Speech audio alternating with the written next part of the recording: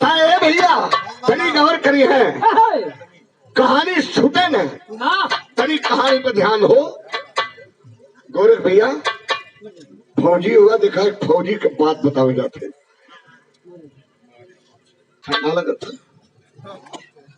जवानी है तो लोग ठंडा ना लगे चाहिए। देखा लाल, देखा जिस ओर जवानी चलती है उस ओर जमाना चलता है। ठंडा कहे ले कि लइकन के बोलब ना जवन का लगे है भाई, बुढ़वन के छोड़ब न चाहे कितनों उड़े रह जाए। ठंडा भी गुदगुदावत है, कौन दिक्कत ना हो। ये भैया देखा एक दिन और मुलाकात भइल बनारस में प्रमोद लाल से, और प्रमोद लाल भले हमारे बड़े भैया विजयलाल जी के परम शिष्य हैं, लेकिन ये बच्चा हमको बहुत मानता है हृदय की गहराइयों से, इसमें कोई शक नहीं है। हमार बुराई अगर कोई बचिया जो हम ना है, अगर वहां प्रमोद लाल हो तो लड़ जाए, तो झपट्टा हो जाए। तो बात हमारी वहां रही बिरहा में, बीकानेर शहर राजस्थान प्रांत में रहे वाला गोविंद सिंह कौर के दुल्हन का नाम गीता कौर। गीता गोविंद के संपर्क से 2 लड़का भइले। बड़ी गरीबी है, तीन बड़ा गरीबी का छोटी से किसानी हो, और वही में दोनों बचवन के पढ़ावत लिखावत हुआ। गोविंद सिंह कौर बच्चों के पढ़ा लिखा रहे हैं, सपना है कि हम खेत का किसान ही लेकिन बचवन के देश के जवान बनाई। खेत का किसान हम है, लेकिन अपने दोनों बच्चों को देश सरहद हिंद का जवान बनाऊंगा, सिपाही बनाऊंगा। लेकिन ये बाबू बड़ा बढ़िया चलत रहा।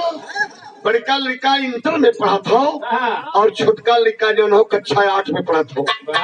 छोटे बेटे का नाम अमर सिंह, बड़े बेटे का नाम रणबीर सिंह।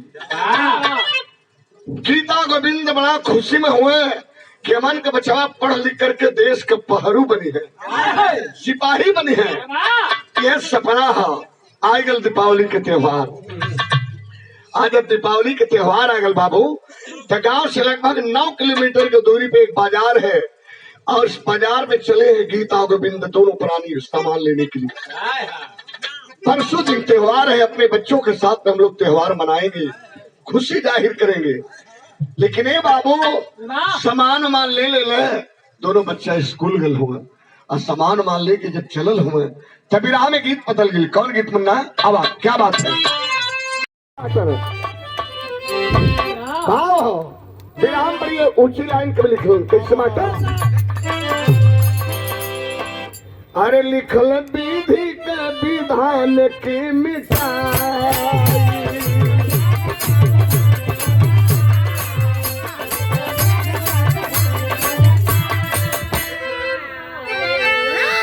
मनवा के पूरा न भइल सपनवा,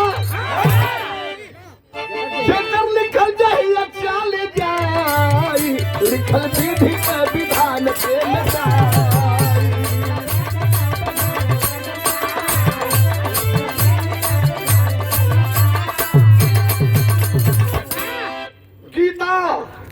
सिंह कौर और गोविंद सिंह कौर बाजार से सामान लेकर के घर के लौटे हैं, लेकिन भायल का तन्हाई देखे कैसे भैया।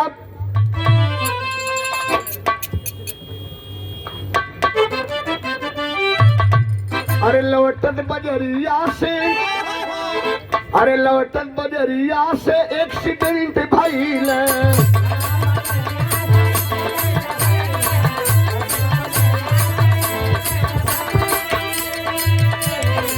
बाप मतारी दोनों साथ मरी गईल।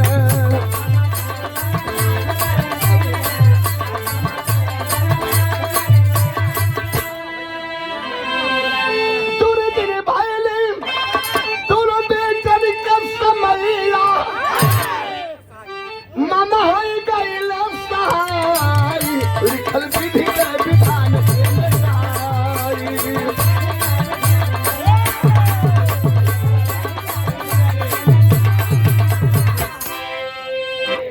मंगल भैया बतौले कि राजा राम पकौड़ी वाले भैया का उससे 11 रुपया बहुत बहुत प्रणाम। बढ़िया बलमुआ पटना वाला बढ़िया। ये भैया 4 बजे छुट्टी है और दोनों बच्चा रणवीर सिंह और अमर सिंह जब घरे इलन है तो मालूम है का देखला माई बाबू का लाश हुई आंगन में सुतावल है। पूरा गांव टूटल हो, सब हाय हाय के रोत है। इतना गरीब रहा है, इतना सीधा रहा है, तब बढ़िया लोगन के मौत पर सबकर आंसू बह जाले। दोनों प्राणी रोवत हुए, लेकिन ये बाबू जब लड़का आये तो हाथा हाथ हो गए। चारों तरफ नजर घुमाए के देखले तो सबे रोवत हो, लेकिन बचवन के समझावे देखे आल उनकर मामा समझौलन। कले बेटा माई बाबू नहीं हो तो हम मामा है ना, समझाए बुझाए के आए भैया लइकन के मनौलन। जीजा और बहन के दाह संस्कार के दोनों बचवन के लेके चल गए अपने घरे। वही से पढ़ावत लिखावत हुआ। धीरे धीरे इंटर पास जब कैलस रणवीर सिंह तो एक अप्लाई किया और अप्लाई किया तो फौज में डॉक्टर बन गया। फौज में डॉक्टर बन के ड्यूटी कर लगा। भैया बैठ जा जेके बाबूजी लोग मालूम है का भल जब फौज में हो गए बेटा गरीब के बेटवा टुअरा रणवीर जब फौज में हो गए तब मम्मा के दुआरी पर तिलकहरू जुटे लगल। मामा कला रणवीर तोहार ब्याह कदे कले मामा देखा ब्याह वैसे लड़की से करिया, हमार घर उजरगल घर हमार बस जाए, कौनो हाय हेलो वाली न रहे, गांव देहात के लड़कियों बढ़िया सुलझल परिवार को हो। ये भैया का बल विराह में गीत बदल बाबू, कौन गीत बलाल अब आप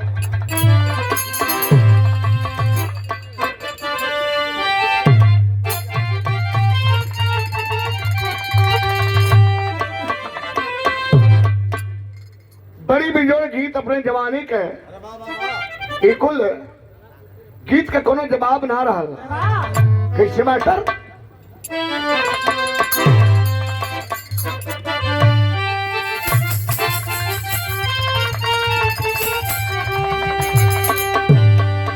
सिरी परी पगरिया बदले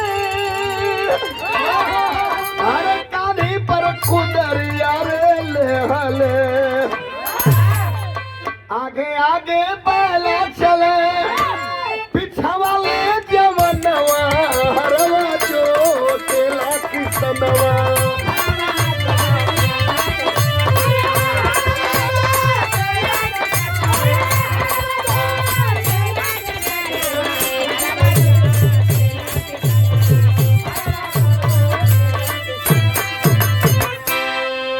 जय गंगा भैया के समधी साहब बौरी से है ना, बौरी से 100 रुपया और 100 रुपया पुरस्कार जय गंगा भैया को से थोड़े भैया लोग के चरणन में नमन समधी समधी के जोड़ी बरकरार रहे। ये हमार भगवान से प्रार्थना बा। ये गीत रहा कैसे मास्टर दाता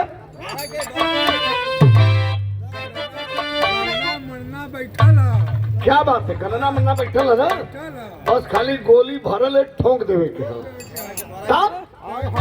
अरे सिर परी पगरिया बदले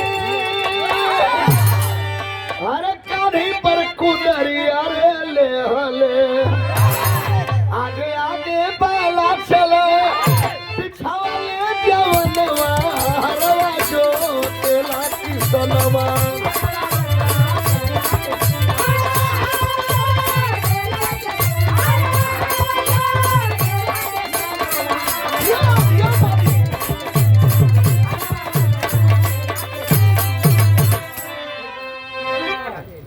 ₹100 पुरस्कार जवान आर्मी में हो गया। जब इंडियन आर्मी में पहले रणवीर सिंह वो भी डॉक्टर के पद पर, तब तक खुशी के ठिकाना ना। कैसे मास्टर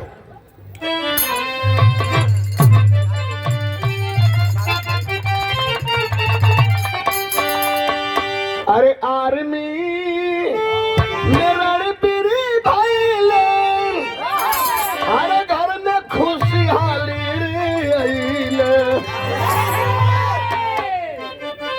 शादी भैली घर में सुघरे मनो मोह दुल्हनिया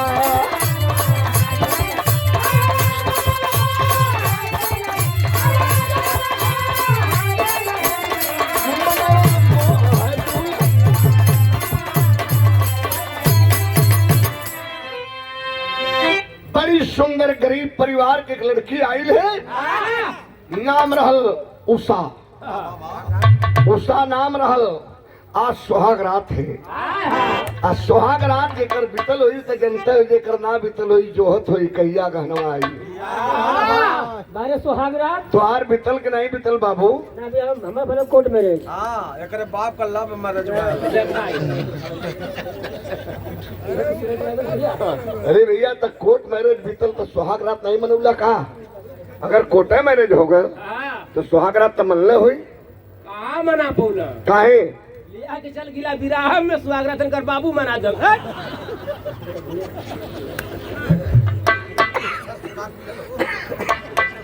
बड़ी बड़ी घटना इनके संगे भइल, हमसे कबो बतौला नहीं तो हम बिरहा में न ले गए, छोड़ दिले थे का दिन घरे। हम का जानी कि इनके बिरहा में ले जा तो सुहाग रात इनकर बाबू मनाती हैं। आओ बच्चे तेल पानी लगाओ। ये कुल बात मत ले ली, कुल बात अपवाद हुआ। ये भैया पहला रात में गईले सुहाग रात में फौजी डॉक्टर रणवीर सिंह सजल सेज रहल, गरीब के बेटी दुल्हन बन के बैठल हल। कहा रणवीर डॉक्टर ऐ दुल्हन घूंघट उठाए दा मुँह दिखाई ले ला। घूंघट उठावा मुँह दिखाई ले ला। दुल्हनिया कल फौजिया कुल पागल होने कहा, फौजवा वाला कुल पागल होने कहा। अरे दुल्हा आवे ना तो प्यार से घूंघट हटावा ना, चिरौरी करना, ये गोल्डन नाइट है। ऐ कथा घूंघट हटावा कुछ ले ला और रह बोलो थो।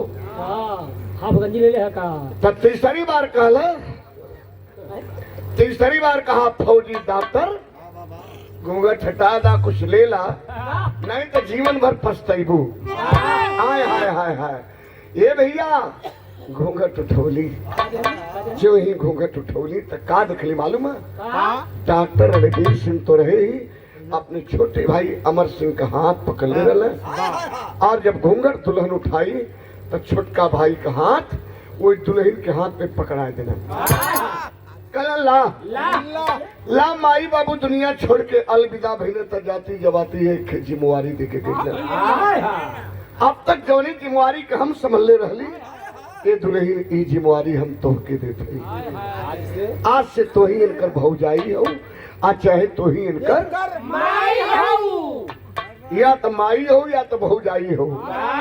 जौन जिम्मेवारी माई बाबू हमके दे के चल गए, अब वो जिम्मेवारी के हिस्सेदार तो हो, हमारे आधे अंग का मालकिन हो, जीवन संगनी हो, तो जीवन में हमारा साथ था। ला भाई के समारा फौज में डॉक्टर बन गई, लेकिन इच्छा का रहो माई बाबू का फौजी जवान बने का, परवरदिशदार राइफल देखे का। तो हम तो डॉक्टर हो गए, लेकिन अपने भाई के फौजी जवान बनाई, एवं तोहार सहयोग चाहिए। कभी लिखत हो कैसे मास्टर?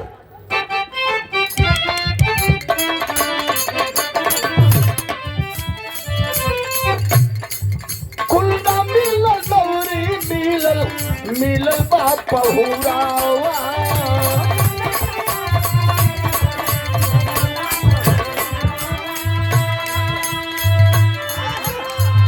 आना दुआर कुल चार बाप ससुरावा।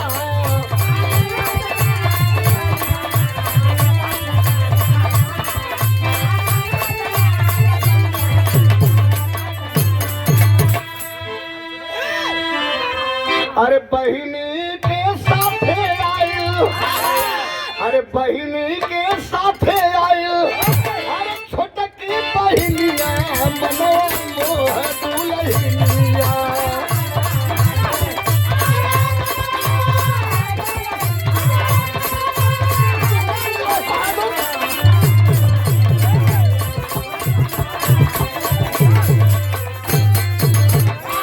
गौर करोगे बाबूजी लोग, पहलवा जब मेहरारू विदाई होके जाए तो सगवा में खिल्लो कनी जाए,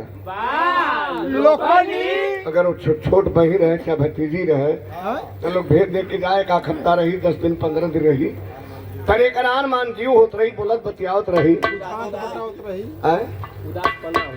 उदास न हुई फिर वापस लिया होली तन निशा जब आई तो ओकरे संगवा के ओकर छोटकी बहिन आई ओकर नाम रहल निशा छोट सा रहल दूध पियत रहल आय? दूध पियत रहल इतना विश्वास से कथो जैसे वो जना दिखत नहीं जैसे वो दूध पियता ले मतलब आप पढ़त रहल अच्छा तो छोट रहल 15 दिन बिताई के घरे कुल व्यवस्था देख के डॉक्टर ने वीर जब ड्यूटी में जाए लगल तो मालूम है का केले तू लहनिया डॉक्टर आयन कली की सुनी घरों पढ़े ले अगर यहाँ पढ़त तो बढ़िया रहत हम अपने बहनिया का नाम यो लिखा दे आ लिखवा दे तई छोटका देवर अमर जोन हुआ अमर के साथे जात आ रोज पढ़ के आवत कल कोई बात नहीं आज संध्या सवेरे में तरी भरे काम काज में हाथ बटावत ये भैया साली निशा का नाम ससुराल में ही एडमिशन हो गया अब अमर और निशा दोनों साथ में आवे जाए पढ़े लिखे कुल होए लगल धीरे धीरे प्यार के अंकुर पथने लगल के करे में निशा में और अमर में तब विरहा में गीत बदल गई बाबू कौन गीत लाल आओ पढ़ के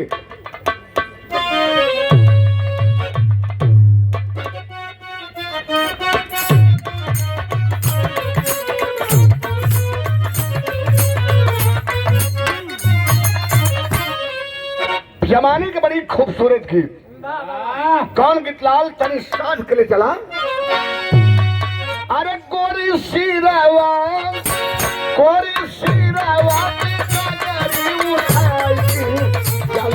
उठाई के जाली पल खाई के हो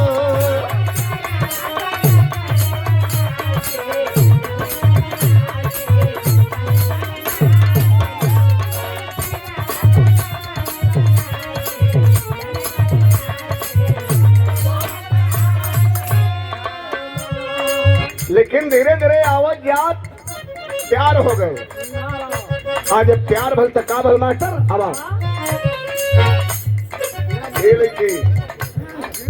हेलो रहे साहब वो बेचारा पहले करलक कि जौन औकात है तौन बजाओ थी इससे बढ़िया न बजा पाई तो ओके काहे अंगूरी करल जामन बार बार अब मार के दूसरी सिक्ता न हो मस्ती में जाए दी ओके गौर करेंगे बाबूजी लोग का भल मास्टर अरे लागे छूटे नहीं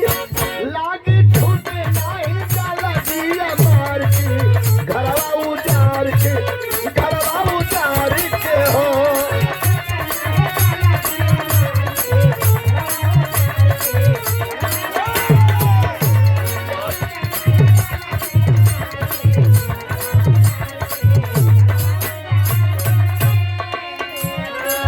रूप का खजाना रे गोइया रूप का खजाना रणबीर सिंह साली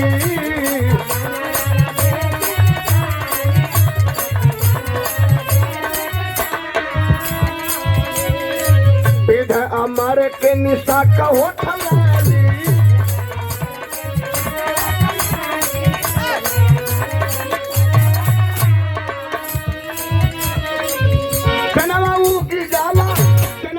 पदरी के फाड़ के घरवा उतार के हो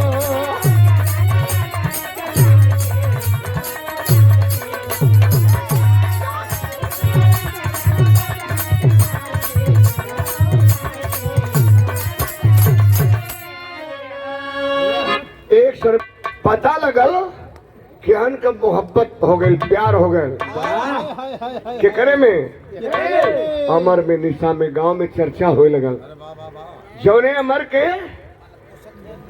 जौने गोविंद सिंह के बेटा अमर के लिए ओकर भाई सपना सजौले हो कि फौजी जवान बनाई वो तो मनमौजी हो गए लगल चर्चा के जब विषय हो लगल तो मालूम है का भल एक दिन डॉक्टर आयन बोलौली डॉक्टर के कि जौने भाई के सपना सजौले लहा कि हम फौजी जवान बनाई, वो तोहार भैया मनमौजी हो गल, फौजी ना हुई। कहले मतलब कलम मतलब साफ हो कि जौने बहनिया निसवा कमलिया ली ओकर नाम लिखा दिली। सतवे पढ़े लिखे में दोनों में प्यार हो गल, अहन के प्यार परमान पर चढ़ गल। अब हम करी तो करी का, तने अपने भाई के समझा दा।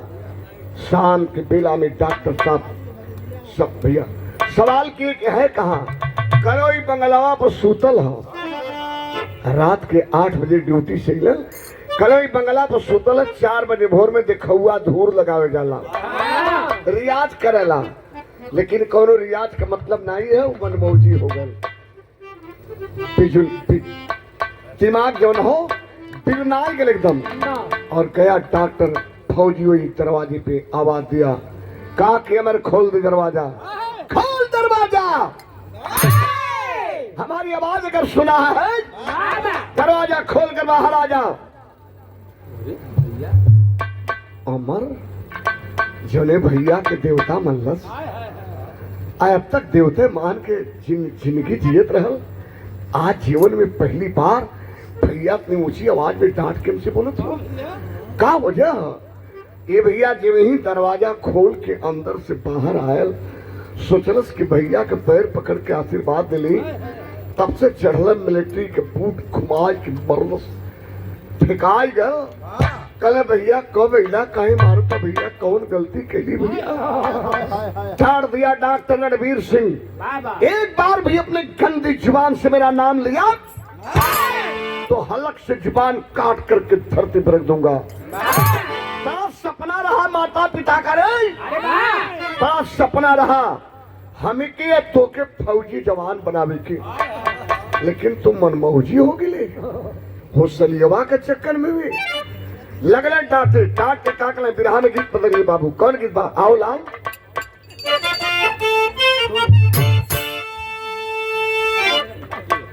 बड़ी रंगीन गीत है। कोनो पान वाली के पहलवान के परेशान के लिए रहल, पान लगावत रहल पहलवान। वही रास्ते से रोज जाए हर लेके खेती पर, हर बैल लेके जाए खेत पर। पनवा वाली जब देखले पहलवान के, दौड़कर जवानी देख के मोहाय गई। हम बताइला कि बढ़िया मेहरारू के देख के मर्दा ना मोहित है, बढ़िया मर्दन के मेहरारू देखले तो कहले कि हाँ तो करिए, लेकिन दांत का टूलाइट ले चमका था। लगाऊं बात बलमुआ पटना वाले की मजा आवत है कि बढ़िया बेइज्जत करत हो सो समझला ना। अरे यार गलत मत बोली भाई साहब, कन्हैया कभी गलत मत बोला करिए। पनवा वाली देखले पहलवान के मुसुब बल्ला रहना तो हरवा है, हर जोते लेकिन वो हाय गिल के हाँ तो मरद हो। मालूम है क्या करे? जब ओकरे गुमती के सामने शहर बैल लेके जाए तब पनवा वाली इतना बड़ा पनकटनी रख ले रहा है। खले सुना हे पहलवान, सुना ले ले हुआ हर अपन कटनी से काट ले गो। पहलवान लगले दुबराई,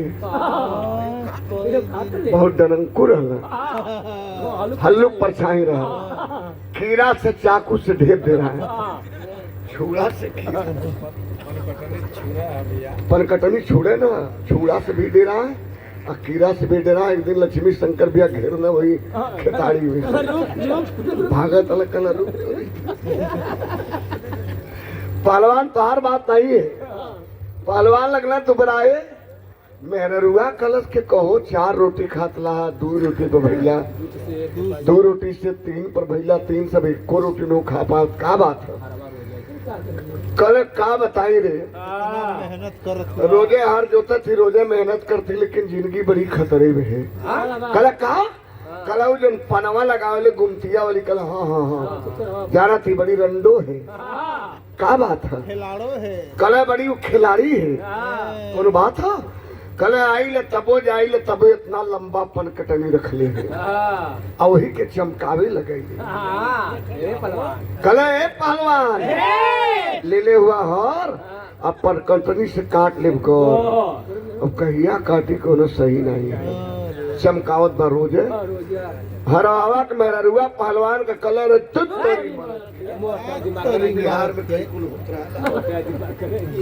कलर दूध तोरी मरद के हर जोते रह गिला अरे वो रंडो है जब कहले के ले वो हर पनकटनी से काट ले कर तो कर जवाब दे दिया चुप हो जाई कल कोनो जवाब जाना था कल हम बताओ थे सिखला कल अगर जब तक कही कि ले वो हर पनकटनी से काट ले कर तो तू कह दिया कि लगाओ तू पान मार ले जान बस छुपाई जाई पूरा हर जवाब मिल जाए अब तुरंत बैलन के जोड़ के कानी पहाड़ लेके पगड़ी बांध के पहलवान रटत हुए चल रहना भेटेबे करिए चलल हुए मने मने रटत हुए लगाओ तू पान मार ले जान लगाओ तू पान मार ले जान लगाओ तू पान मार ले जान लगाओ तू मार ले जान गुमतिया वही रहो गुमतिया वही वाली रहो और तब से मालूम है का भल बरधवा सारे कूद गिने छवरवा पर से धाने धाने में कूद गए पहलवान होर करे भी भुला गए कि का सिखौले रहे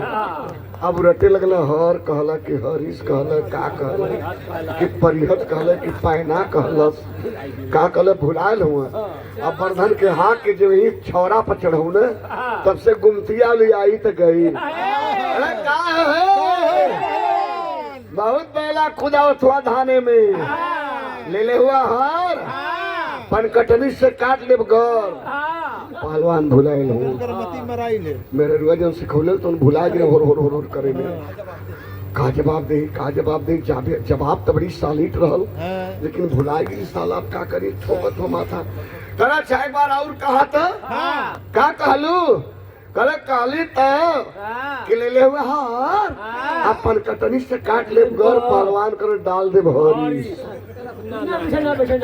कल नहीं बैठल तक कल की भिड़ाई दे परिहत कल यो नहीं बैठल कल बैठे चाहे न बैठे फाटी तो सही सिकुड़ गई पनवा वाली कल अरे बाप दवाई हर परिहत का नाम लेता अपने दिमाग में नहीं बना पा प्रमोद बताओ तलक केक मिला रहा तो कह जानू क्या कर रही हो तातल तलो खाना खाता तो खाना भेज दा पैखाना करता तो पैखाना भेज दा ये कुछ सीखला कौन बात ऐसा हो जौनी में लोगन का आनंद भी आ जा कुछ बात अब पैखाना मांगत रहो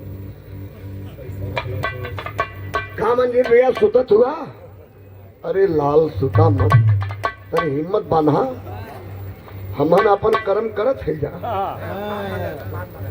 ना वो पान वाला पहलवान कल हर जोतवा पहलवान कहला जब मान गेलू सिकुड़ गली तो राजा पान लगा दा एक मास्टर दे बेटा आओ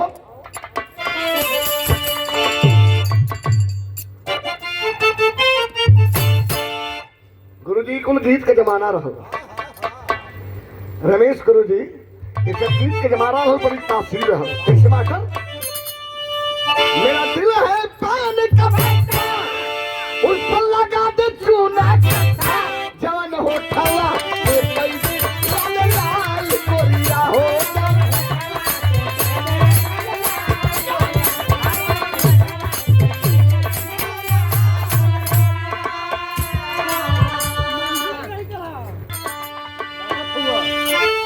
बड़ा गुस्सा में डॉक्टर रणबीर सिंह भाई के कहना कल बड़ा प्यार से मंदिर में माई बाबू का बड़ा सपना रहा लेकिन सुन अब हमार बात सुन साथ के अपने भाई के काकले मास्टर आओ बिगड़े अमर सिंह के भैया तेरी मझधारे में नैया न कमैबा खैबा का बोला बचवा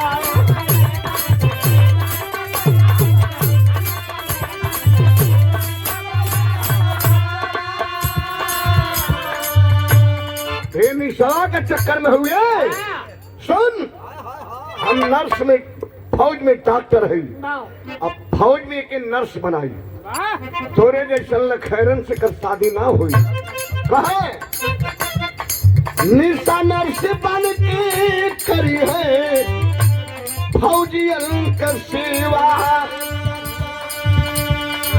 फौजी से ही शादी होगी तू झूठा होता फेवा। तोरे जैसन दू कौड़ी के लखैरन से न होई दी। एकर ब्याह निसवा का कोनो फौजी जाबाज जवान से कराई। ये हमारा वादा हो। कैसे मास्टर? चाहे सुंदर तो है पल्ले ये कौन है ना का मैदा सखाई बाका बोला बचलाओ।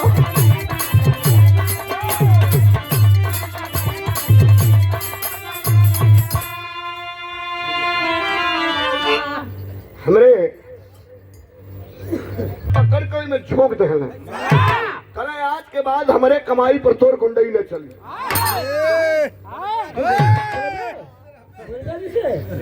झोंक देना एक बार भी ये कर अपनी गंदी जुबान से भाई कहा से पोथा खट भैया गौर करी है। चल गए भैया डांट के दुल्हन की रात बितौले।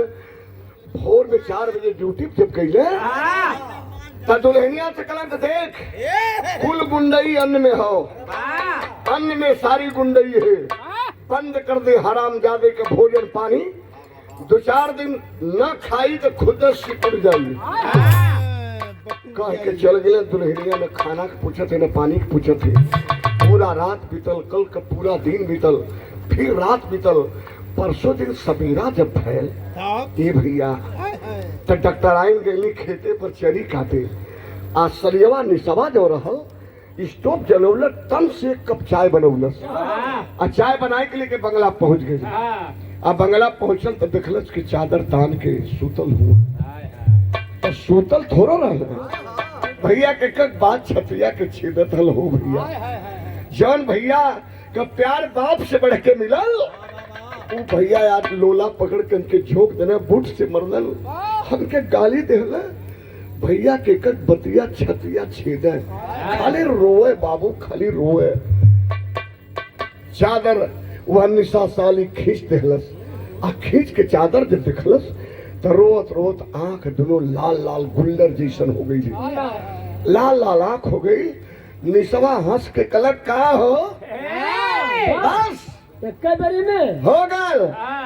अरे भाई रहना कुछ कह देना कपड़ा का मार देना कुछ कहल तो का करवा जान दे देबा का। यही प्यार है, यही प्यार है। लेक आप सारो सीन आप टीयर भैलू आप time in the flat. In light का करा दिया निसवा सलियवा कहे अमर सिंह से समझा पढ़ल लिखल है। लेक आप सारो सीना टीयर भैलू आप टाइम इन द फ्लाइट। मोहब्बत में बड़ा कष्ट होता है। प्यार करने वाले वक्त की समय की कीमत नहीं करते हैं। इन द फ्लाइट दोनों की जिंदगी एक साथ समाप्त हो जाए उसी को सच्चा प्यार कहते हैं। ला ला चाय पिला उठा रोत रोत हालत बिगाड़ देला। उठा उठा उठा हमहू के डटना एक तरह का मरना तो का करी जीजा रहा हमहू खाना पीना छोड़ कर रोए लगी। जब इतना कहला बाबू तब तक अमर सिंह अड़ुगा बर्धन में टंटनाई के खड़ा हो गया। धाई लेहलस आ धाई के कले रे निशा चाय ना रे तो जहर का प्याला दे देवी तब वो हंस के पी जा। चढ़ के लिए बेटा चढ़ा दो जाओ।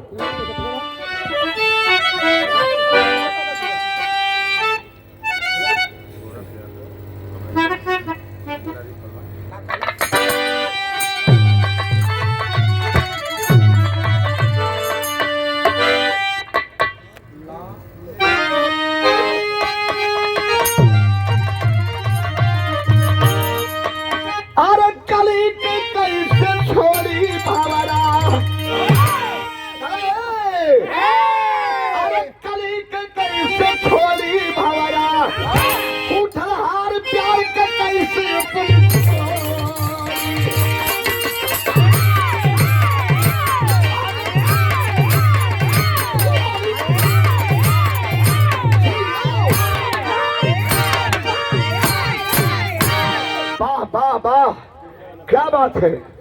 कूतल हार प्यार का कैसे अपने तोड़ी कली के नहीं छोड़ी भंवरा। ये देगा हमारी तरफ से। ठीक है तो भैया, मेहनत करता हूँ। तो भैया मैं 40 रुपया कम है। कौन रेट जोड़ा था हुआ 70 वाला। मर्दवा चुटिया कर मार के फाड़ दे पापा। तेरे नजर में दारू पिए ना, उसे पूरा घी तो काम करते भैया। वही से खे चुराए के रख देता कि खोजत रह जा तो मिले ना। अरे मिल गई सवेरे मिला मिली काहे ना। ये कर्म कर दिया। अब ध्यान यहाँ है लेकिन कली के कैसे छोड़ी भंवरा। गूथल हार प्यार के कैसे अपने तोड़ी। ये भैया गईले नहिले खैले नाश्ता पानी कैले चल गए स्कूल। 6 महीना तक रवैया सही रहा। 6 महीना के बाद मालूम है क्या भल। एक दिन अपने आँख से डॉक्टराइन देख गेली। निसवा नहाय के बाल अपन सुखवावत आई पीछे से बलवा के सहलावत रहा। समझे तो ये तौलिया लगा चुपड़ा मरदवा पागल लोग तेरे नजर में निशा लगा इनके प्यार के साथ तब दुल्हनिया देखलस डॉक्टराइन देखली कल एक कोनो शर्म नहीं है कि बेहया हो गए बेशरम हो। ताट के दुल्हनिया कल तर्ज ऊ लगल स्वर्गीय राम गुरु गावे खैर वो तो बिरहा जगत के अमर गायक। तो स्वर्गीय नहीं वो संत रहे जो अपने मौत को जान गया। दुनिया में उतना बड़ा संत कोई नहीं हुआ जो अपने मौत को जान गए। और उनकी एक गीत उनकी गाई हुई कलाकार अगर विरहा में एक गीत लगावे तो विरहा का थीम जो है विरहा के यथार्थ जो है अधूरा रहता है। मंच पे हमारे रमेश कवि जी है, बेचू कवि जी है। अगर उनकर गावले का गीत विरहा में न हो तो विरहा के यथार्थ अधूरा हो जाना। क्या बात है। कौन गीत रहल मास्टर आवा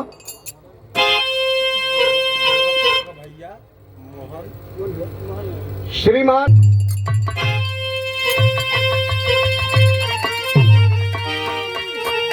बारह गीत और 12 जमाना 12 गवैया जो कोनो जवाब ना रहल।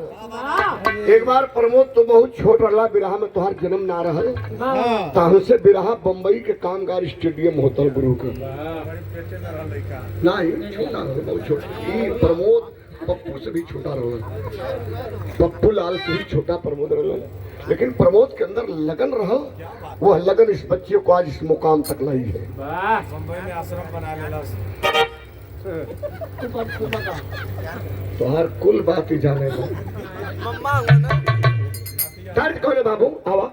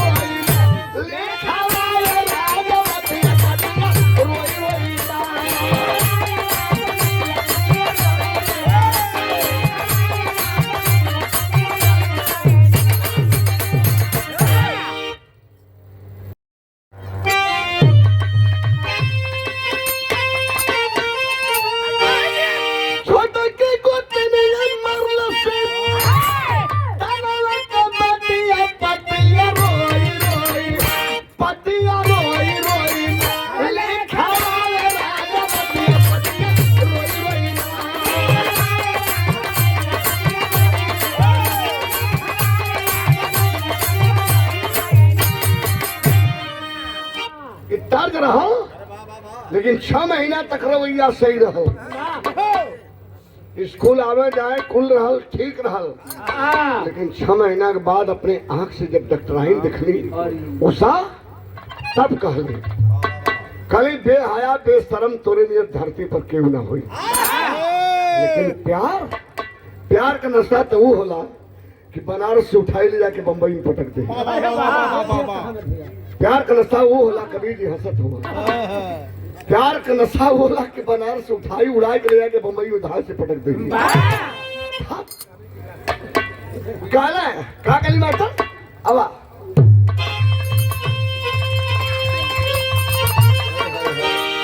क्या बात है, क्या बात है। दिखाई हमार लगावल पौधा, लगावल पेड़ बड़े फक्र से कहिला के गीत हर मंच पर गवाए के मुंह धोवाए के भंगवाए ला मुंह धोवाए के हिलत रहे जैसे साउंड वाला हिलत रहे का पत्र तनी को कली का पत्र छरा हिलत रहे और तबो जगह कहीं बाबू ठेगावा तो एक पारी खेवे बनारस के गली गली में बिराव तो बनारस के कुल बिरावे बंद हो गल परमिशन के भाव में। लेकिन याद रहे नेताजी वाला चालू हो गई।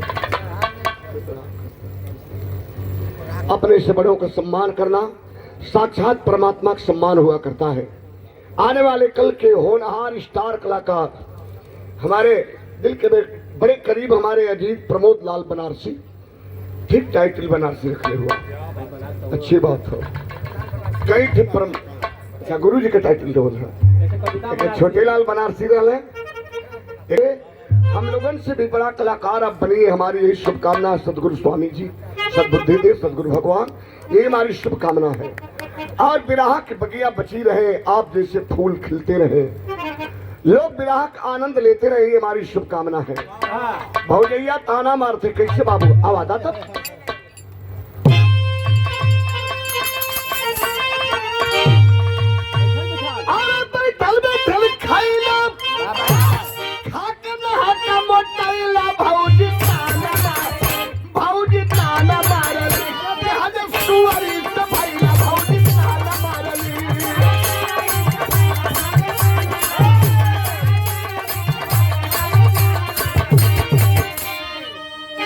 काली कि तुझसे नी कुछ सुअर है जो अपन पेड़ दिया ले ले। अगर असल अपने बाप के बुंद का जन्मल हो गए, असल अपने बाप के बुंद का जन्मल हो गए, असल को हो गए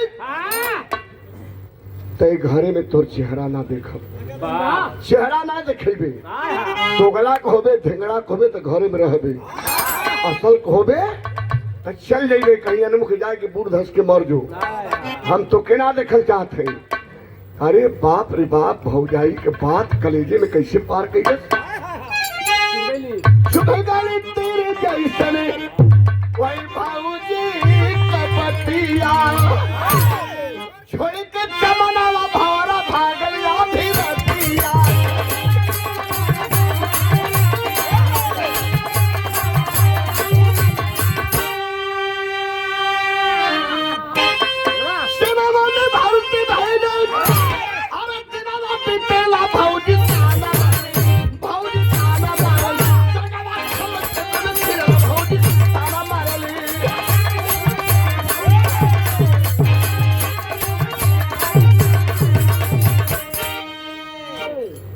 और हमारे गुरुजी जमाने में नहीं रहे, आज कोरी के धरती पे पूरे बिरहा जगत में जिनके नाम का एक भूचाल रहा, स्वर्गीय श्री बचऊ उस्ताद आज दुनिया में तो नहीं है, लेकिन उनके नाम की चर्चा आज भी है। जहां जाता हूं गाने के लिए अगर दिन मोहम्मद का नाम आ गया सामने, मास्टर हरद्वार प्रसाद यादव का नाम सामने आ गया, क्या बात है, क्या तो लोग याद करते हैं कि आपके खाड़े के बचऊ यादव रहे हैं कि नहीं है। उन्हीं की भतीजा इंजीनियर सिमरत यादव जी, आप गुरु जी की ओर से सादर 500 रुपए का आशीर्वाद, शरण में आपके प्रणाम। निकल गया जवान जब पूरी रात पूरी नगरी सोई गई 12 बजे, तब भौजी का बात कलेजे के चीर दहलस। जाए कहीं बंगला पर लौटल रहा, सोचत रहा कि जियत रह तो घरे आ जा, आ ना धरती पर जियत तब तो नहीं आई। तो असल कही कि नकल कही बउओ न जनिए माई हमार जाने, हमार माता पिता दोनों दुनिया से गुजर गए। तो ये घरे में आई तो हमारे माई बाबू के गाड़ी पर ही भौजाई के रात के जब 12 बजल पंचो छोड़ दिया गांव, वही बंगला पर से उठल 9 किलोमीटर पैदल जब चलो तो अबोहर रेलवे स्टेशन पर पहुंचल। वही रेलवे स्टेशन प्लेटफार्म के अगले छोर पर बैठल कि कोनो गाड़ी आई, आज वही गाड़ी रफ्तार बनाई, प्लेटफार्म पर से रुक के जब रफ्तार बनाई तो वही ट्रेन के आगे धान से कुदब कट के मर जाई। न जियत रह आ न भौजी हमके गाली देही, न ताना मारी, न घरे में जाई। विचार में मन में दिमाग में एक बात चलत रहे अमर सिंह की, फौजी गोरख यादव बैठे, ट्रेन आई के प्लेटफार्म पर खड़ी भई, अगले छोर पर बैठल हो। जब ही ट्रेन रफ्तार बनाए के चली, कूदब कट के मर जाओ। आ ट्रेन जब रुकल बाबू, तो ट्रेनमा में से 7-8 थे रंगरूट जवान निकल रंगरूट जवान निकल।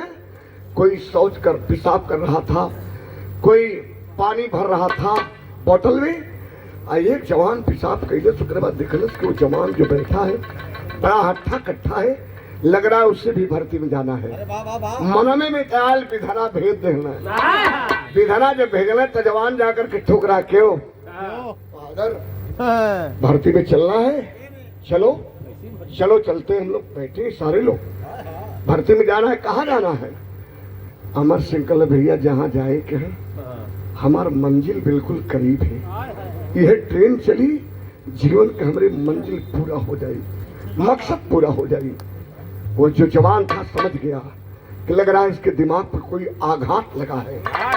कल मतलब कल ये ट्रेनमा चली थी में कट के कूदब, कट के मर जाओ। जीवन के हमारे आखिरी मंजिल है। कल क्यों? देखने में तो पढ़ा लिखा लग रहा है, देखने में पढ़ा लिखा लग रहा है, हट्ठा कट्ठा है, रियाजी शरीर है, और इरादा बना लिया ट्रेन के पटरी के नीचे कट के मरने का। लालच है तुझे? अरे मरना अगर है, चल सरहद हिंद पर मर जा, हम भी मरने के लिए जा रहे हैं। वतन की बलबेदी पे मरेगा तो नाम इतिहास के पन्नों में होगा।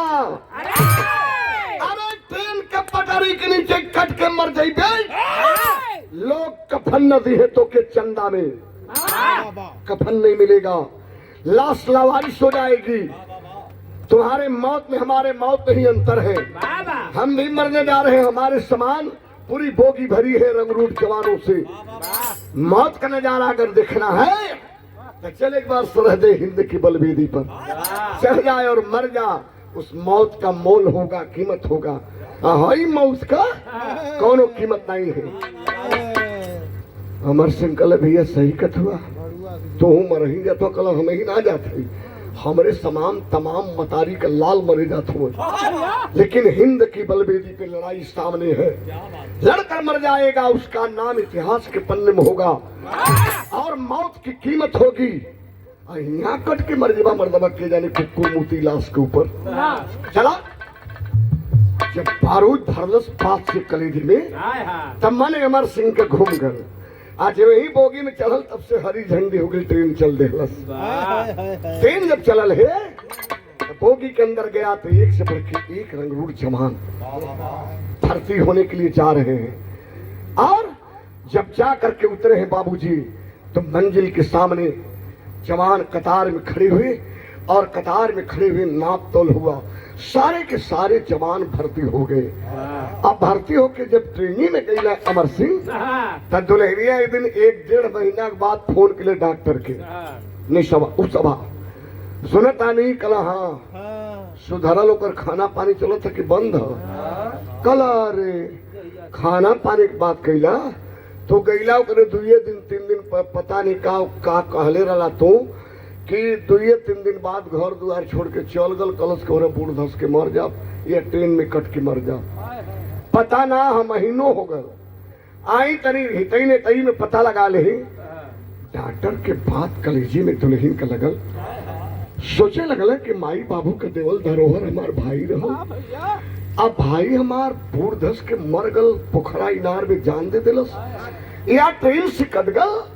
तो आइले छुट्टी लेके 3 दिन का छुट्टी लेके डॉक्टर रणवीर आए, मामा के घर गईला, मामा के बुलौले, और कुल हितई ने तई खोजे तो कहीं रोहे तब न मिले, कहीं नहीं पता चला। छुट्टी खत्म हो गई। आज जब छुट्टी खत्म हो गई, डॉक्टर जब ड्यूटी पे जाए लगले, तब दुल्हन से कहले कि सोना भाई, माई के प्यार बाप के प्यार हम ही से पौलस। हम समझदार लो, छोटा रल, बड़ा नटखट रहा, लेकिन भाई लाख गलती कैलस, लेकिन तू गलती मत करिया। आई देखे रोटी दे दिया, 1 लोटा पानी पिया दिया, भाई न खिला दिया। आई जरूर जरूर घरे आई। वो जाई ना दुल्हनिया नहीं कहते कि हम कले कि तो गला कहबे कई भी असल कहबे तो नहीं भी ई बतिया ना बतुले छिपा ले।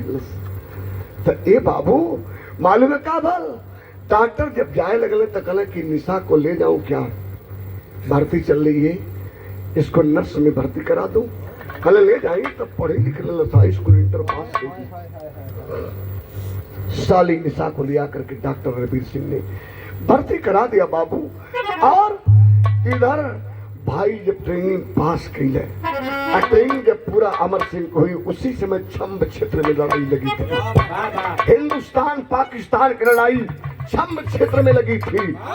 और हिंदुस्तान का मेजर हिंदुस्तान के रंगरूट जवानों से ललकार करके कहा कहले तर्ज बदल बाबू कौन जीते दे बेटा तब आओ। श्रीमान गोरखनाथ आइए।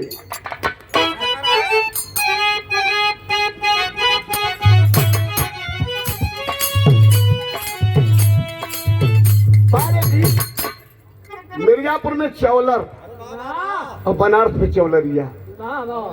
मिर्जापुर में चौलर पुद्दी खलीफा गाँव है लकड़ी बदाई के, जैसे मन में लोहा का करताल बजेले वैसे वो लकड़ी का करताल बजाए के पुद्दी खलीफा पंधारी खलीफा गाँव है।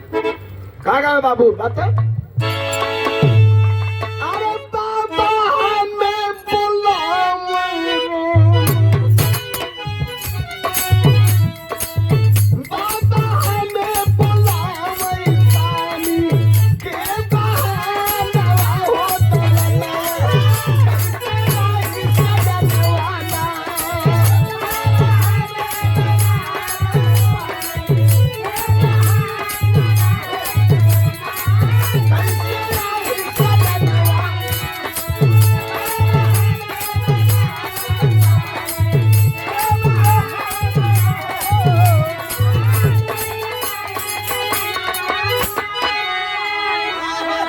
लेकिन मिर्जापुर से इस चौलर जब बनारस में आल तो गुरु लोग के चौलरिया बना देना। अरे वाह समझे थोड़ा वो हर पैसेंजर बन के चले बनारस में तो मेल बन गई। कितना मेल बन के चले लगल कैसे? अरे तारी उम्र कमर लचकन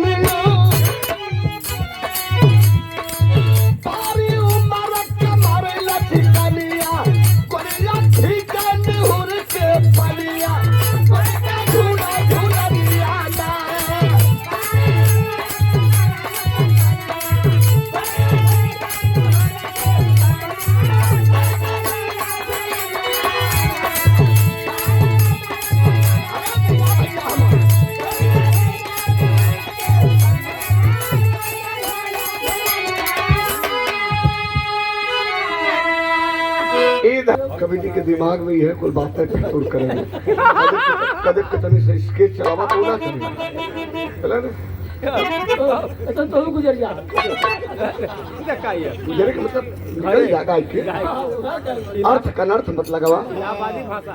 सवेरवा एक और मलहनवा में जहाँ भी रहा तातेपुर गाँव तले रसिया के एक मिले से कहते अकेले कल खात हुआ कल का खात है कल गुटका खात हुआ कल तुहू खैबा तो कौन तो गुटका लिया कि इतना सा दे देना सब। और बतावा कभी लोग गुटका बदे मरत हो 2 रुपया का 2 रुपया उसकी कीमत नहीं 5 रुपया हुई। अरे कह देता तो के 50 रुपया का गुटका लिया के दे दे आमो खोलत हुआ वही जो 10 रुपये के भग भग भग भग कैले हो सो कमौली तातेपुर में ली रात के उजाला यादव से ता बड़ा प्यार है। बिरहा हमारे वहां पहुंचा हिंदुस्तान का मेजर रंगरूट जवानों से जो जवान ट्रेनिंग करके आए हैं ललकार करके कहने लगा और वही रंगरूट जवानों के कतार में आज अमर सिंह भी खड़ा हो। सथियवन से कहो कहिया मरल जाइए। सथियवन से कहिया मरल जाइए चढ़ के हिंद का बलवेदी के हर मिली जौने बलवेदी पर चढ़ल जा मरल जाए कल घबरा में 2 दिन कहियो न कहियो आई जाइए। ये भैया आई गल मेजर आवाज देने लगा। क्या आवाज दिया बाबू? आओ मेजर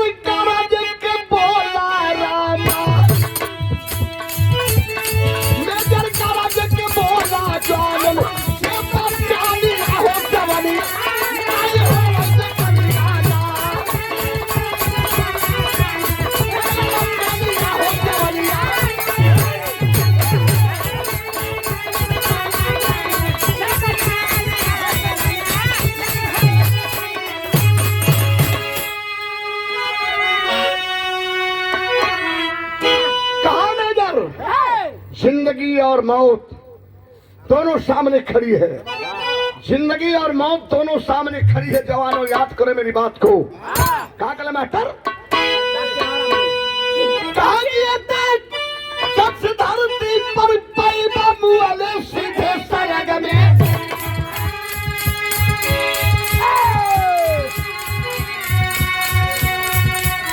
बाकी चौकी पर चढ़ गई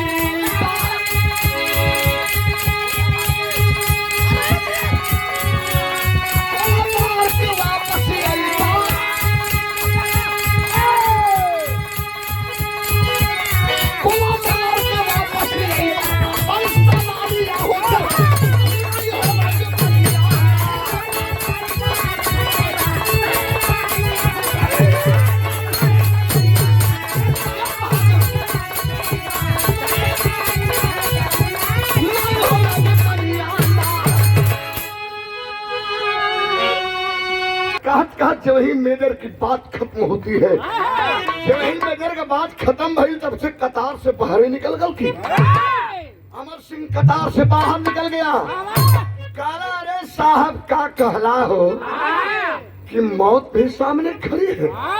मरे तो जात ही बड़ा पहले, लेकिन यही दिन का इंतजार रहा, यही दिन का इंतजार रहा।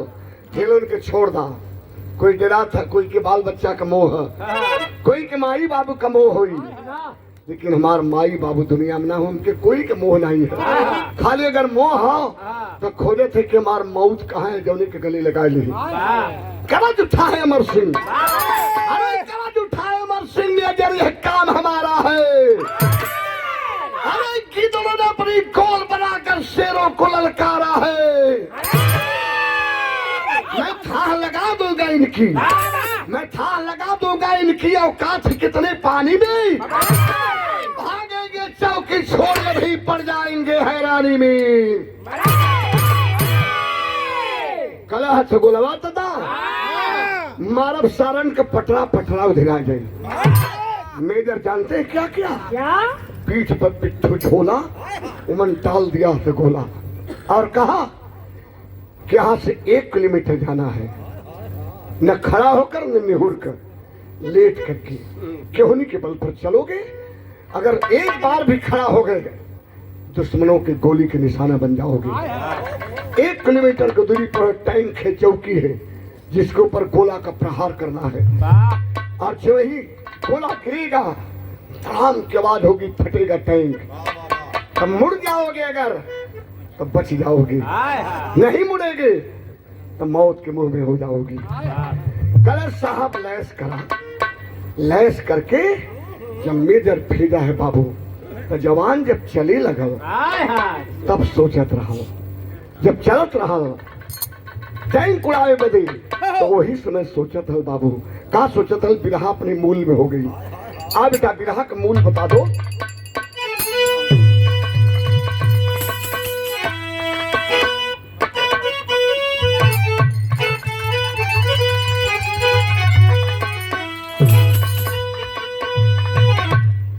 पूरा हवाले के बजाय था कि हरने कम बजा था कि साउंड में कम बजा था। चंदौली जिला का सबसे पुअर साउंड आज मिलल है। इतना पुअर माने गरीब है, इतना पुअर टूअर हमारे जिला में कहीं साउंड नहीं है। एक तो साला कार्यक्रम में विघटन होगा, दूसरे ही मिलो। अब देखा हम जोर लगा के बोलो, लेकिन हमारे बोलिया नहीं के ना समझ आता का बोलो थी। हेलो सिंह जब चलल है तोड़े बजे तो सोचत कहा कहले विपत घबराइए भैया धरा आवा। अरे मटिया के दहिया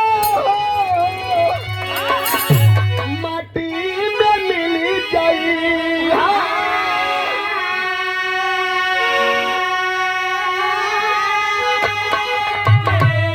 जय है जलाई चाहे जय हो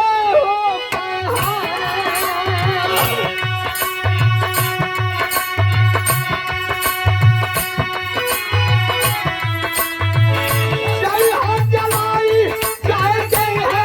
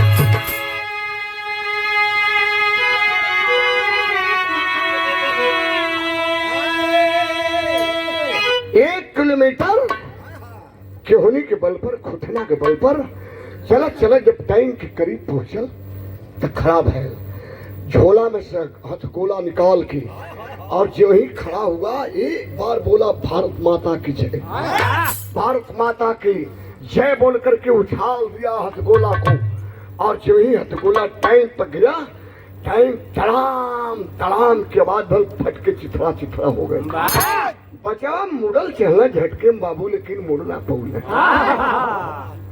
टैंक का जो कण आया सीधे चेहरा पर प्रहार लगल, और दोनों आंख झटके में चल गई, चेहरा का मांस कट कट के उधराई गई, ये सब एकदम विकृत हो गल, और झटका खा करके खोहा में कुछ दूर पे जा करके गिरा।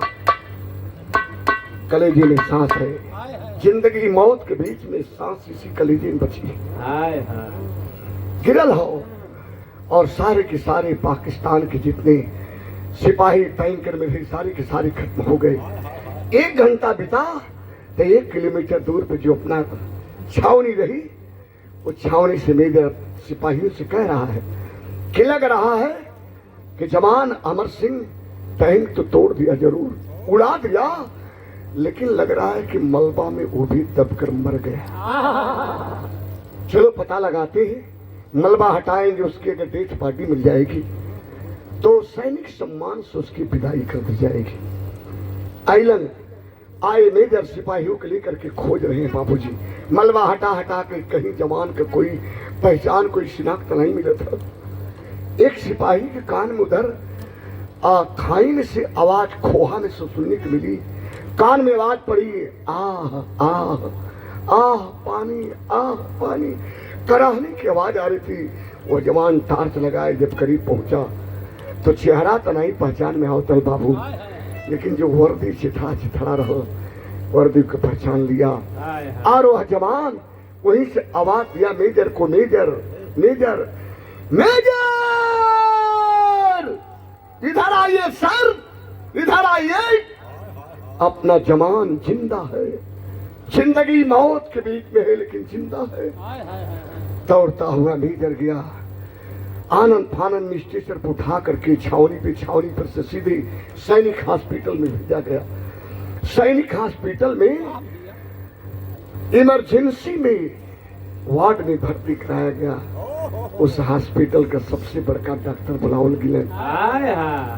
सबसे बड़का डॉक्टर जब अलन तो चेहरे पे चादर रहा, जवान जिंदगी मौत के बीच में रहा, चेहरे का चादर चेहरा के जब डॉक्टर हटौले तो डॉक्टर जो ही चेहरा का चादर हटौले, उनके पैर के नीचे की धरती खिसक गई। जानते हैं सबसे बड़का डॉक्टर के रहा? पलंगुआ एक मिनट मेरा, हमें 3 मिनट और खड़ी से देख के 3 मिनट कहले डॉक्टर वो हॉस्पिटल का सबसे बड़ा डॉक्टर के रहा?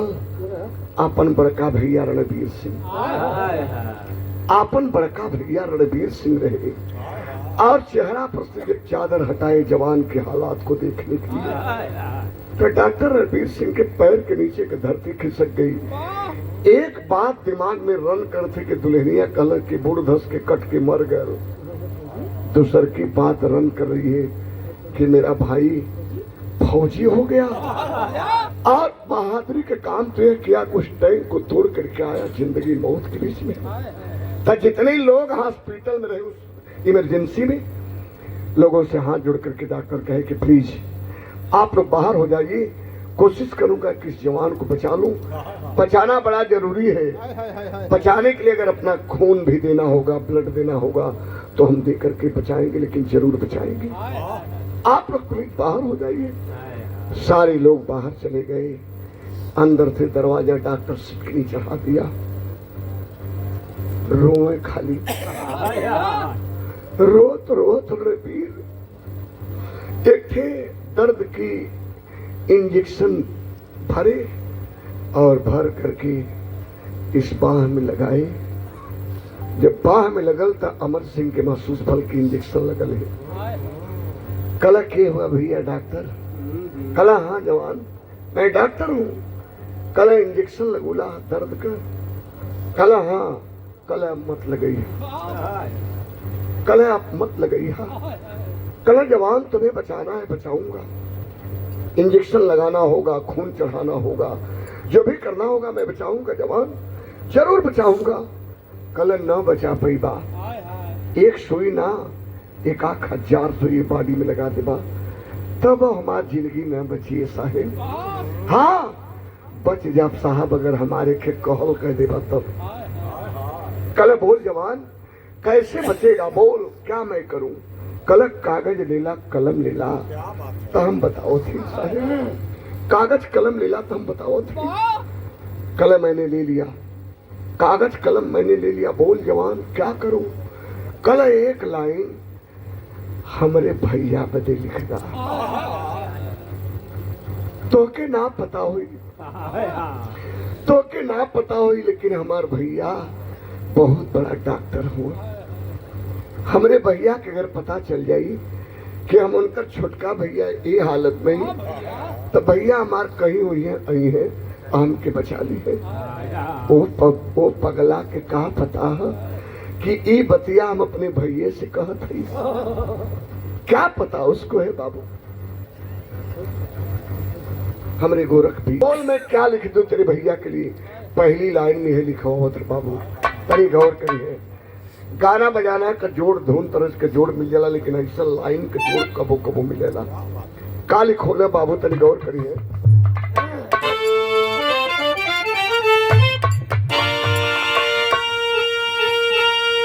जन्म जन्म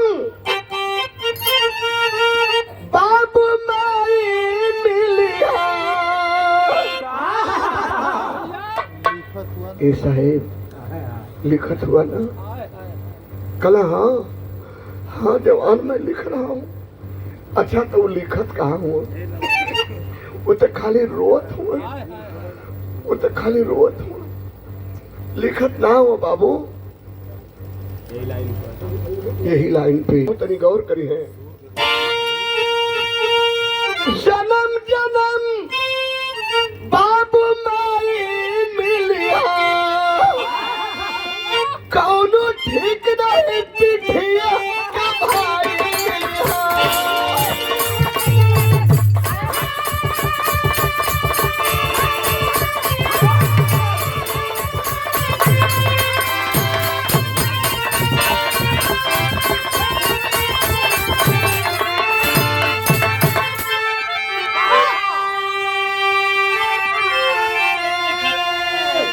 जन्म जन्म बाबू माई मिली है, कोनो ठीक नहीं पिठिया का भाई मिली है।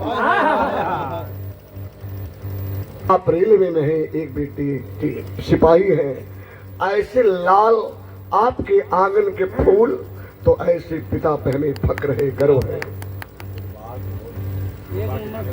फुटबॉल का खेल खेलते खेलते ही तो आपकी ड्यूटी लग गई, ड्यूटी तो इनकी भी लग गई होती, पहलवान की भी लगी, छोटी थोड़ी सी लंबाई छोटी पड़ गई, ऐ जोड़ी भाजने में परेशान हो गए। फुटबॉल के ओर खेलता था तो ड्यूटी वाला हो गया होता है, हम उधर नहीं जाना चाहते हैं। लेकिन बाबूजी लोग कल ये साहब लिख देला, कल हाँ लिख दिली, जिंदगी मौत के बीच में भाई करा है हो भैया, भाई पेट पर पड़ल करा है तो करे जवा डॉक्टर का फटे करा के कहला कि एक लाइन और लिख दा साहिब। का लिखोले आरोवर रणबीर सुन के अमर सिंह की बतिया, आए कहे के बाद सीधा डॉक्टर के छतिया। लिखात नहीं है, खाली रुए ओकर एक बात पगला का छाती छेदे। मने मने सोचा कि न के मर्दे हुई न करियोले न कहले हुई तो शायद ऐसे न भइलो, लेकिन एक बात और कला के साहब एक लाइन है तो जरूर लिखा का विपदा में लाखों सहाय मिलिया, कौनो ठीक नहीं पिठिया का भाई मिलिया।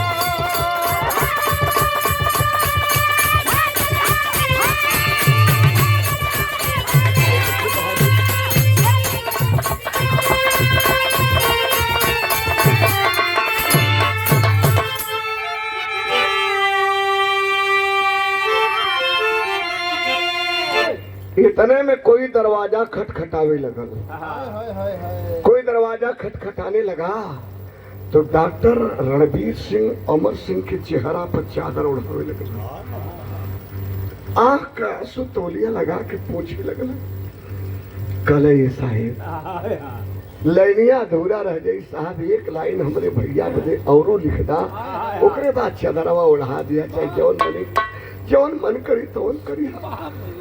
डॉक्टर कलन की नहीं जवान, ऐसी बात मत बोलो, तुम बच जाओगे, तुम्हें बचा लूंगा मैं, निश्चित रूप से अपना जान भी देना होगा तो जान दे करके तुम्हें बचाऊंगा। हो सकता है मेरा कोई बड़ा अधिकारी सीएमओ या कोई आया हो, जरा सा देख लेने दो। कला नहीं साहेब, ये लाइन लिख ला तब देखे जा, नहीं शायद ये लाइन अधूरा रह जाए। कला नहीं जवान नहीं। डॉक्टर साहब फट से चेहरा पर चादर डाल के अजाय के दरवाजा जब खुलने तो कोनो सीएमओ ना रहल, कोनो बड़का अधिकारी ना रहल, मालूम के रहल वही हॉस्पिटल में नर्स के रूप में निशा सलियवा जोने से अमर सिंह का मोहब्बत रहल, नर्स के रूप में वह कार्यरत रही। और जब उके पता लगल कि कोई फौजी आया है जिसका इलाज कर रहे हैं, वह जाके दरवाजा खटखटौलस। आज जब दरवाजा खटखटौलस खोल के डॉक्टर जब निशवा के देखल तो हर हर हर हर आंसू आंख के चले, जैसे सावन भादो के बदली बरसत रहल। निशवा कलश के जीजा का भयल, डॉक्टर साहब काहे रोत इतना तेज? कल अरे निशा चल बचा ले रे, चल बचा ले निशा, मैंने कहा था कि तेरी शादी किसी फौजी जवान से कराऊंगा, यह वही फौजी है जिसे तुम्हारा और उसका हम जो है जीवन संगनी साथी जीवन साथी बनाने का वादा किया था। चल बचा ले। निशवा में मोहम्मद में कि कौन फौजी हो, जो ने फौजी से हमारा जीजा हमार विवाह कराओ कह तुम जाए के। निशवा जब गई स्टेशन के पास, आज जो ही चादर चेहरा पर से खिंचलस, जो ही चादर चेहरा पर से खिंचले पंचो तक का देखलस, निशा का सपनावा निशा में मिल गई ना। एक निशा उड़ल, एक निशा मने रात होला, एक निशा वह थी, एक निशा मने रात होला। निशा का सपनवा निशा में मिल गई ना, काहे छोड़ के बिजड़ल सुगनवा पराई।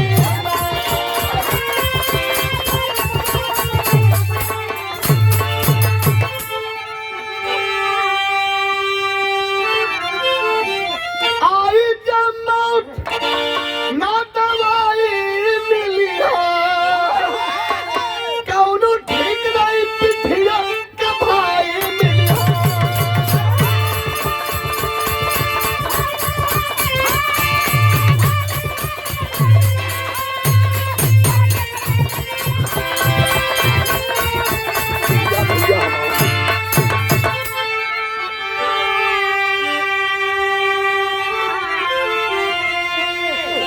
पढ़े लिखे सज्जनों की जमात बैठी है, बड़ी धर्मधारी धरती है, कबो कबो कभी के लाइन का जोड़ ना मिलला। आई जब मौत ना दवाई मिली है, एक एमडी हजारों एमबीबीएस लगल है, लेकिन जहिया परमाना कटगल विधना कर यहाँ दवाई न मिली बाबू। मौत जहिया गले लगा ले, मौत महबूबा होती है, जहिया गले लगा ले तहिया लाख हजारों धरती के डॉक्टर वैद्य लगल है, लेकिन आई जब मौत ना दवाई मिली है, मर गया अमर, तन टूट गया। काटल पेड़ की नाई वही लैब के अंदर बाहर आए कि गिरने डॉक्टर रणबीर निशवा देखलस कि सही में हमार सिंदूर है रला। सिंदूरवा जब दुनिया में नहीं बता हम जी के का कर गई लैब के अंदर एक पॉइजन की शीशी उठाई, पूरा का पूरा पी गई। अब पूरा का पूरा पी गई, जब जहर शरीर में फिनल हो तो जवन चिट्ठा गोरा रहल, बदन पर काला काली छावे लगल, धीरे धीरे कालापन चेहरा होए लगल। लड़खड़ात लड़खड़ात कहाँ आई, जौने पेट पर अमर पड़ल हो, अमर की लाश रही। सारे महकमा के लोग जुटे हैं, लेकिन आइल का भेल बाबू चल है देखे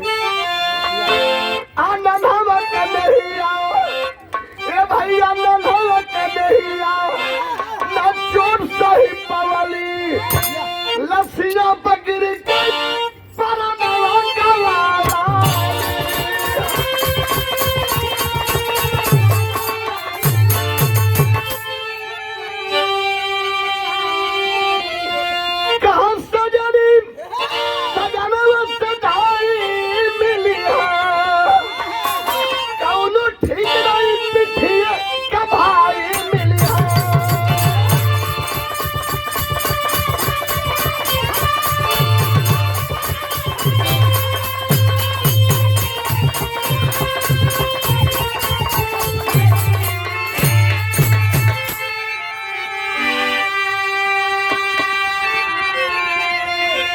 दोनों की लाश लेकर के डॉक्टर रणबीर सिंह बीकानेर शहर के समीप आते हैं गांव, और गांव के लोगों ने देखा, बड़ा दुख जाहिर किया।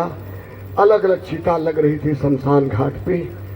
डॉक्टर ने कहा कि भैया जब जियत जियत दोनों की एक ना कह सकली तो अलग ना, दोनों की चिता एक पर एक चिता लगाइए, दोनों की लाश को एक पर रखिए और जला दीजिए। ऐसा खड़ा होकर के डॉक्टर ने अपना कर्तव्य निभाया। तो ये रहा बाबूजी फौजी की आखिरी विदाई। एक फौजी की आखिरी विदाई ऐसी भी हुई। तो गुरु मोहम्मद राम सुरत सिंह सुबदन की पानी कथन करें हरिद्वार संगम का बचा